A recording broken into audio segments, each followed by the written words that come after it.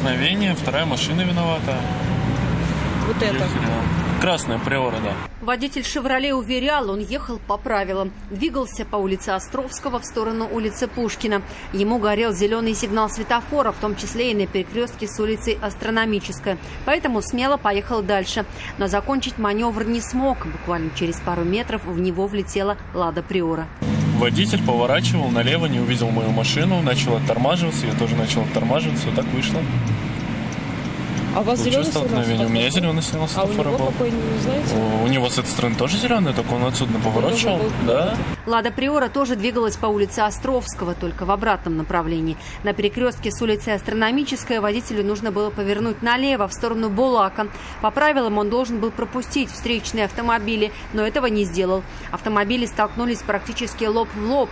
Водитель отечественной легковушки рассказал, что попросту не заметил иномарку, а когда ее увидел, избежать аварии было уже невозможно. Просто там получается две полосы встречного движения. Полоса, которая поворачивала налево, была полностью забита машинами.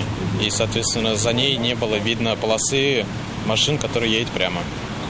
Вот. Я подъехал к середине перекрестка, притормозил, посмотрел, машину не увидел. Как только начал трогаться, поворачивать налево, в этот момент как раз-таки и пролетел второй участник ДТП. Несмотря на сильные повреждения автомобилей, люди в аварии не пострадали. Участники остались дожидаться на месте автоинспекторов. Именно они установят виновника этого происшествия.